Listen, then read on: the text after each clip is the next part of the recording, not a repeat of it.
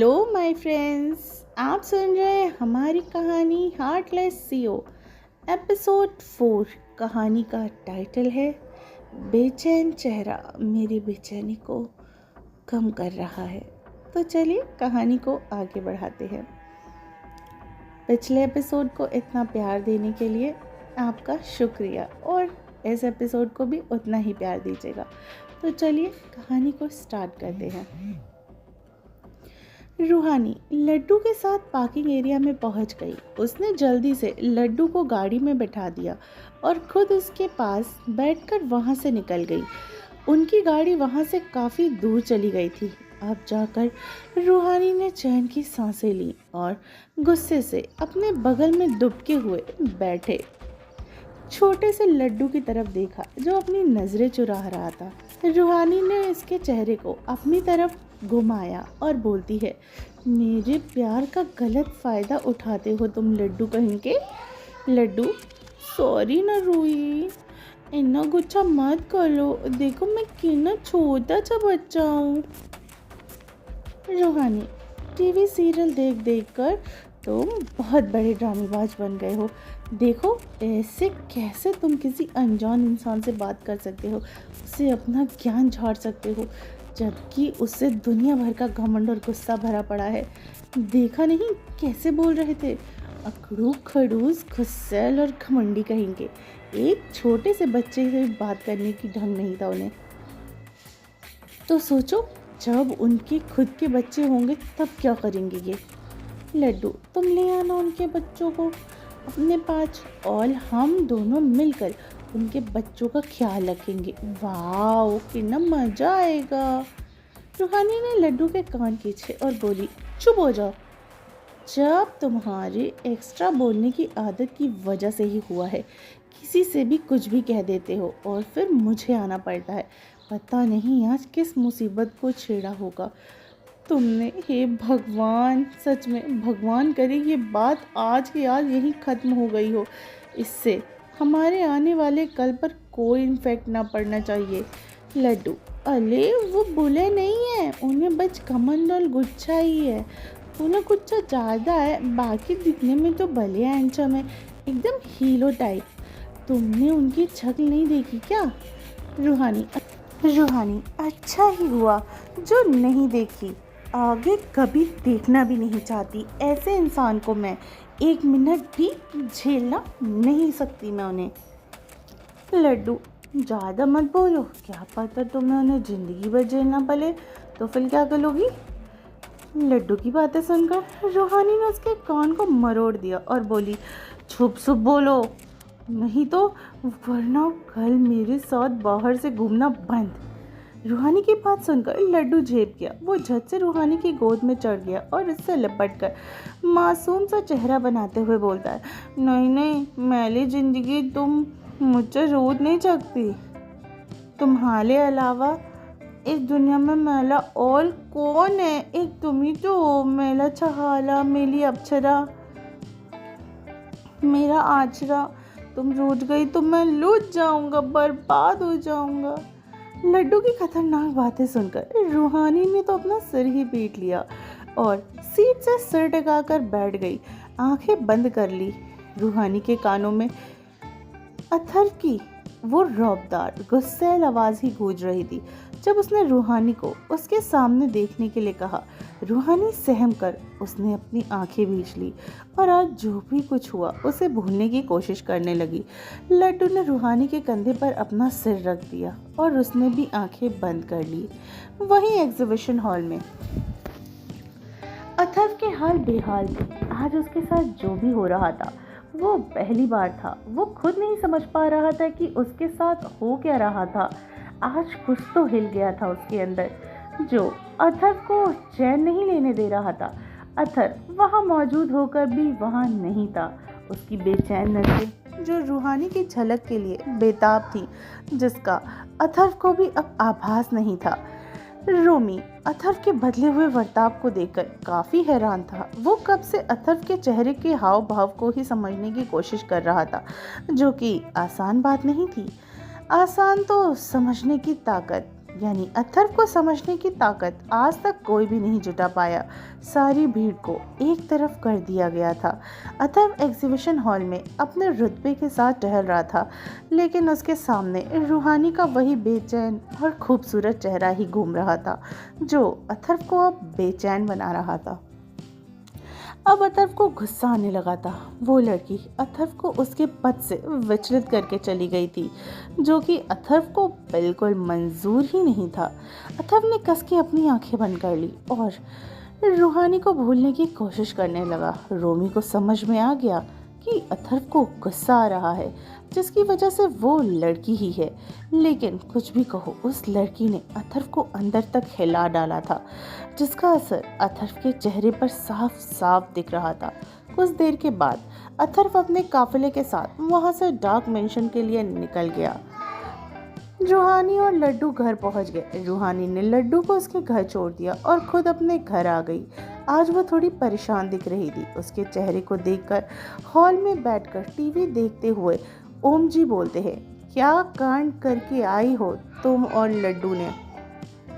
रूहानी ने गहरी सांसें ली और अपने बालों का जूड़ा बनाते हुए बोली, बस अपना ज्ञान झाड़ रहा था किसी अजनबी पर, जो कि सच में बड़ा अजीब और गुस्से वाला था। ओम जी, गुस्से वाले लोगों से इतनी दूरी क्यों बना रखती हो तुम?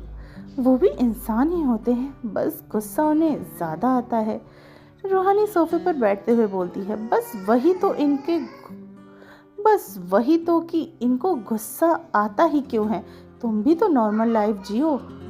आखिर कौन मना करता है? हर वक्त तांडव करना ज़रूरी थोड़ी ना होता। और मेरा तो साफ है कि मुझे ऐसे गुस्सैल लोगों से जितना डर लगता है, उतना ही इनसे दूरी बनाकर रखना चाहती हूँ। पापा, मैं ऐसे लोगों को हैंडल ही नहीं कर सकती हूँ जो मेरे बर्ताव के खिलाफ हो। मुझे तो दिन भर मज़े करने चाहिए, हर जगह घूमने की इच्छा होती है। पूरे दिन लड्डू के साथ खाना पीना, टीवी देखना, सो जाना, इतनी सी जिंदगी है मेरी, जिसमें ऐसे लोगों के लिए तो अब कोई भी जगह नहीं है। इतना कहकर रूहानी प्यारी सी मुस्कुराहट देती हुई और अपने कमरे की तरफ बढ़ने लगती है। रूहानी की बातें सुनकर ओम जी गहरी सांसें लेते हैं और कहते हैं, नदी के ये जो दो किनारे कैसे मिलेंगे? लगता है अब सब कुछ ऊपर वाले पर ही छोड़ना पड़ेगा, क्योंकि उनके आगे हम सब कुछ भी नहीं कर सकते। और उन्होंने ही तो मेरी रूही के लिए कुछ बेहतर से बहुत बेहतर सोच रखा होगा। वहीं डार्क मेंशन का बड़ा सा दरवाज़ा खुला और उसमें से लगातार 4 गाड़ियां लाइन से अंदर बढ़ने लगी। सीधा बंगले के अंदर आकर रुक जाती हैं। गार्डन के बाहर निकलकर सिर झुकाकर खड़े हो जाते हैं सारे गार्ड्स। अथर्व कपूर बाहर निकलकर आए। उन्होंने अपने कोट को ठीक किया और बंगले को देखते हुए बिना किसी भाव के कहते हैं, कदम रखने की भी इच्छा नहीं होती इस बंगले में। झूठे रिश्ते पाले जाते हैं यहाँ पर, वो भी सिर्फ दिखावे के लिए। And I just hate this all. Atharva की बातें सुनकर रोमी का चेहरा उतर गया। वो बोलता है, हर रिश्ते झूठे हो सकते हैं, पर माँ बाप का प्यार नहीं बॉस। अथर्व, बस उन दोनों की वजह से तो मैं आज भी इस बंगले में रह रहा हूँ, वरना जब 7 साल का था तभी इस बंगले को छोड़ दिया होता। इतना कहकर अथर्व तेजी से बंगले के अंदर चला गया। जैसे ही वो बंगले के मेन गेट में अंदर हॉल में आया, तभी उसके सामने एक छोटी सी बच्ची भागती हुई आई और उसको उम्मीद भरी निगाहों से देखने लगी। अथर्व ने उस बच्ची को इग्नोर किया और आगे बढ़ने लगा। तभी वो बच्ची बड़ी मासूमियत से बोलती है, आई लव यू बले भैया। अथर्व ने अपनी आंखें कस के बंद कर ली। अपनी भावनाओं को एक बार फिर से दफनाकर वहां से तेजी से अपने कमरे की तरफ चला गया। उस मासूम सी छोटी सी बच्ची का दिल दुखने लगा। तभी रोमी उसके पास आ गया और उसके माथे पर हाथ रख के प्यार से बोलता है, मीठी, तुम सोई नहीं अभी तक? मीठी, आपको तो पता है ना, छूने से पहले एक बार भैया का हैंडसम सा चेहरा देखती हूँ, उसके बाद मुझे नींद आती है। रोमी मुस्कुराते हुए बोलता है, अब देख लिया ना, तो चलो अब सो जाओ, कल तुम्हें स्कूल भी तो जाना है। मीठी अपने आप को चपत लगाते हुए बोलती है, अरे मैं तो भूल ही गई कि मुझे कल स्कूल जाना है। Okay bye, good night Romu. इतना कहकर हंसते हुए मीठी वहाँ से भाग गई। रोमी भी मुस्कुराते हुए वहाँ से चला गया। अथर्व बंगले के सबसे ऊपरी फ्लोर पर रहता था, जहाँ पर सिर्फ उसका कमरा था, जिसका दरवाज़ा भी सिर्फ अथर्व के ही फिंगरप्रिंट से खुलता था। अथर्व ने अपना अंगूठा लगाया और दरवाज़ा खुल गया। अथर्व अपने कमरे के अंदर आया और गेट को लॉक कर दिया। अथर्व ने अपने कोट को उतारकर सोफे पे फेंक दिया और अपनी शर्ट की स्लीव्स को फोल्ड करते हुए एक दीवार की तरफ बढ़ गया, जहाँ पर एक बड़ा सा बुक शेल्फ रखा हुआ था। अथर्व ने एक बुक को बाहर निकालकर तो उस दीवार में एक रास्ता बन गया और अथर्व उसके अंदर चला गया। अथर्व एक बड़ा सा कमरे में गया, जिसमें सिर्फ एक झूमर की लाइट जल रही थी। उस कमरे में कुछ भी नहीं था, वो खाली था, लेकिन उसकी दीवारों पर काफ़ी खूबसूरत सी पेंटिंग्स लगी हुई थी, जो नायाब थी, एक से बढ़कर एक थी। उन्हें देखकर ऐसा लग रहा था जैसे किसी द ग्रेट पेंटर ने उन पेंटिंग्स को बनाया हो। वो ग्रेट पेंटर कोई और नहीं बल्कि अथर्व कपूर ही है।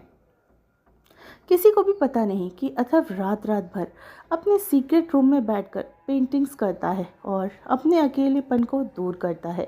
अथर्व ने अपनी पेंटिंग ब्रश ली और स्टैंड पे लगे पेपर पर कुछ पेंट करने लगा। अथर्व की आंखों में उस पेंटिंग को बनाते वक्त काफ़ी शिद्दत और जुनून दिखाई दे रहा था, और वो जुनून साफ साफ कोई भी देख सकता था। जैसे जैसे वो पेंटिंग बन रही थी, वैसे वैसे अथर्व के चेहरे पर सनक सवार हो रही थी। कुछ ही देर में पेंटिंग बन के तैयार हो जाती है। अथर्व इस तस्वीर पर हाथ रखता है और डरावनी तरीके से अपने चेहरे को कभी दाएं तो कभी बाएं की ओर मोड़कर उस झूमर की रोशनी में अथर्व बेहद आकर्षक पर उतना ही सनकी और डरावना लग रहा था, जिसे देखकर कोई भी डर जाए। अथर्व की आंखों में आज एक नया ही जुनून सवार हो गया था और वो आकर्षक आवाज़ में डरावने तरीके से बोलता है, बेचैन चेहरा मेरी बेचैनी को कम कर रहा है, तो पूरी की पूरी लड़की किस हद तक मेरी बेचैनी को राहत दे सकती है, जानना पड़ेगा। अथर्व को खुद नहीं पता था कि वो अब ऐसी राह पर निकल चुका है जिसे उसने खुद के लिए ही चुना है, और उसकी मंजिल सिर्फ और सिर्फ रूहानी ही है। आहान अथर्व सन की इंसान की तरह रूहानी की पेंटिंग को देखे जा रहा था और उस पर अपना हाथ फेरता रहता था। तो फ्रेंड्स, कैसा लगा आपको हमारी ये कहानी? और आप मुझे बताइए कि आपको ये अथर्व का कैरेक्टर कैसा लग रहा है। ये अथर्व का कैरेक्टर बहुत ही अलग सा और रहस्यमय होने वाला है। ये बंदा काफ़ी जुनूनी है और हद पार करने वाला है और सबकी ज़िंदगियों में तूफ़ान खड़े करने वाला है। तो आगे के पार्ट को सुनने के लिए आप हमारे साथ स्टोरी में यूं ही बने रहिए और मुझे ज़रूर बताइएगा कि आपको आज का एपिसोड कैसा लगा। और स्टोरी अच्छी लगती है तो लाइक, कमेंट एंड शेयर कीजिए, और अगर अब तक आपने मेरे चैनल को सब्सक्राइब नहीं किया है तो जल्दी से जाके चैनल को सब्सक्राइब कीजिए और सुनते रहिए। हार्टलेस सीओ सिर्फ टिनी FM जान के साथ।